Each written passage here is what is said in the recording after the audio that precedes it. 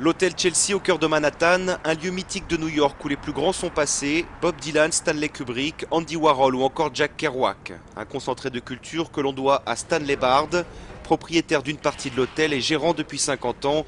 Il a toujours ouvert ses portes aux artistes. J'ai voulu établir une philosophie dans laquelle le Chelsea serait toujours ouvert aux artistes, d'où qu'ils viennent, qu'ils soient dans des situations difficiles ou bien déjà reconnus. Je ne me souviens pas d'un Chelsea sans animation. Il y régnait toujours une agitation joyeuse. Les traces de ces années, elles sont sur les murs ou au plafond, dans les couloirs ou encore dans les chambres. 674, c'était celle de l'écrivain Arthur Miller.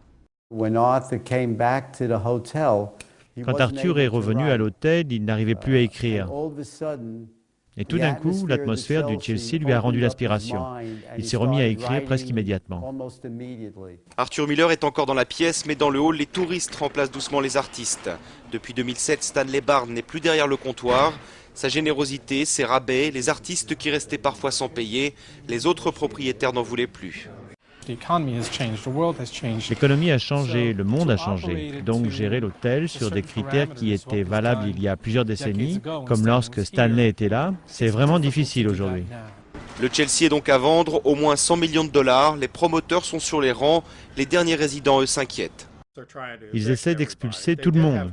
Ils ont toujours eu l'idée de transformer le Chelsea en hôtel à touristes, avec des chambres à 400 ou 500 dollars la nuit. C'est toujours ce qu'ils ont dit. L'avenir du Chelsea, ce sera donc sans les artistes, priorité désormais aux touristes et autres visiteurs d'un soir, aux grandes dames de Nicolas L, arrivé il y a plus de 20 ans. C'était un hôtel qui a été fait pour une résidence d'artistes. C'est les Chelsea Girls, c'est Viva, c'est Andy Warhol, c'est tous ces gens-là qui ont fait le Chelsea Hotel. L'ambiance a déjà changé, mais le sort du Chelsea n'est pas encore scellé.